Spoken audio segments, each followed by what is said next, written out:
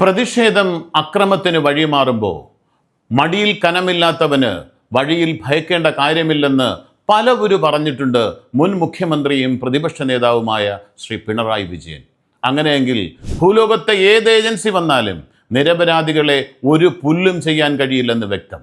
പിന്നെന്തിനാണ് വിരളി പൂണ്ട് തെരുവിൽ നിയമത്തെ CPM പ്രതിരോധിക്കുന്നത്? ജില്ലകൾ തോറും പ്രകോപനപരമായ മുദ്രാവാക്യങ്ങളുമായി രംഗത്ത് വരുന്നത്? ഇത് പണവുമായി ബന്ധപ്പെട്ട കേസാണ്, സ്വാതന്ത്ര്യ സമരവുമായി ബന്ധപ്പെട്ട കേസല്ല, രാജ്യത്തിനു വേണ്ടി നടത്തിയ ത്യാഗ സമരത്തിൻ്റെ ഭാഗമല്ല, പച്ചയായ പണം തിരിമറിയുടെ കേസാണ്.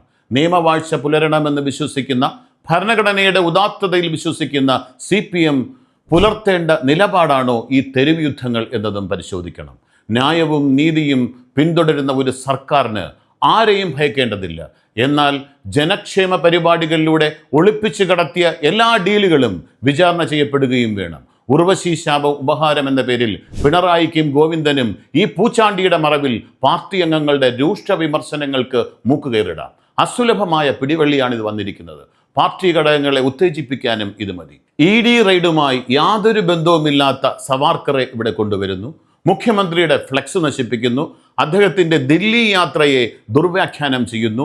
മോദിയെ ശകാരിക്കുന്നു. ഒരു പാർട്ടി എന്ന നിലയിലുള്ള യുക്തിസഹവും തന്ത്രപരവുമായ ദിശാബോധം നഷ്ടപ്പെട്ട ആൾക്കൂട്ടം മാത്രമായി തുടരുകയാണോ CPM?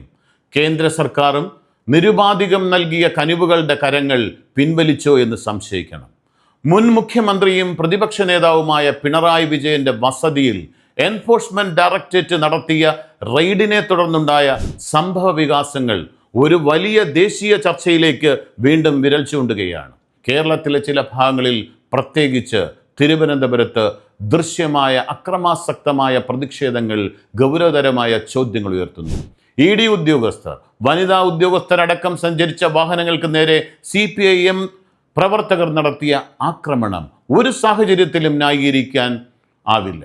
കൂടുതൽ ആശങ്കാജനകമായത്, സ്ഥിതികൾ വഷളാക്കിയപ്പോൾ പ്രതിഷേധക്കാരെ നിയന്ത്രിക്കാൻ ഇടപെടുന്നതിന് പകരം മുതിർന്ന പാർട്ടി നേതാക്കൾ നിഷ്ക്രിയരായി നോക്കി നിന്നു എന്നതാണ്. തെരുവിലിറങ്ങുന്ന എല്ലാ രാഷ്ട്രീയ പാർട്ടിയുടെയും ബലിയാടുകൾക്കായി ശ്രദ്ധേയനായ നോവലിസ്റ്റും പരിസ്ഥിതി പ്രവർത്തകനുമായ അസീം പള്ളിവിളയുടെ ഫേസ്ബുക്ക് പോസ്റ്റ് സഗൗരവം വായിക്കുന്നത് നന്നായിരിക്കും.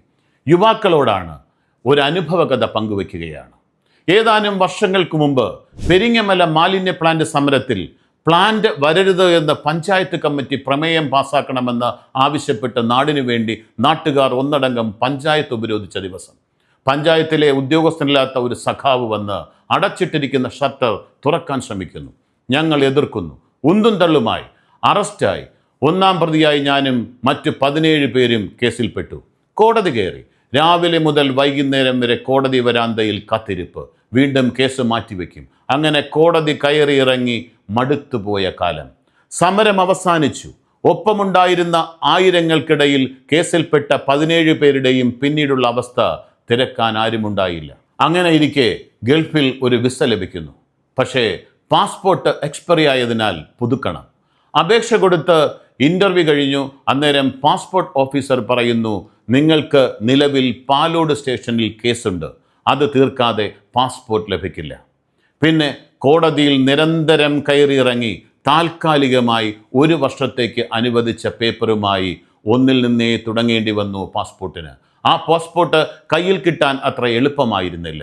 10,000ങ്ങളുടെ ചിലവും മണിക്കൂറുകളുമാണ് നഷ്ടമായത്. വഴുതക്കാട് പാസ്പോർട്ട് ഓഫീസിൻ്റെ വെളിയിൽ ഒരു പട്ടിയെപ്പോലെ എത്രയോ നാൾ കാത്തുനിന്നത്.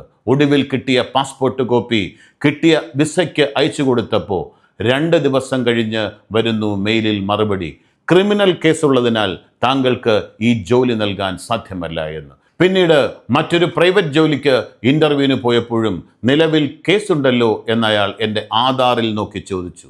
തല കുനിച്ചിറങ്ങിപ്പോകാനേ നിവർത്തിയുണ്ടായിരുന്നുള്ളൂ. ഒരു ഫ്രീ വിസ തരപ്പെടുത്തി എയർപോർട്ടിൽ പോകുന്നതിന് മുമ്പും കോടതിയിൽ കയറി തല കാണിച്ചിട്ട് എയർപോർട്ടിൽ കയറിയപ്പോഴും ചോദ്യം, കേസുണ്ടല്ലോ എന്നാ മടങ്ങി വരുന്നത്. ക്യൂവിൽ നിന്ന് കുറേ നേരം മാറ്റി നിർത്തി.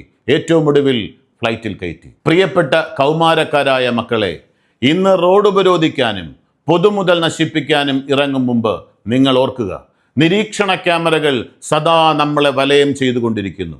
ഓരോ കേസും ആധാറുമായി ലിങ്ക് ചെയ്തിട്ടുള്ളതിനാൽ കേസിൽപ്പെട്ടാൽ ഒരു ജോലി നേടാനോ വിദേശത്ത് പോകാനോ സാധിക്കുകയില്ല.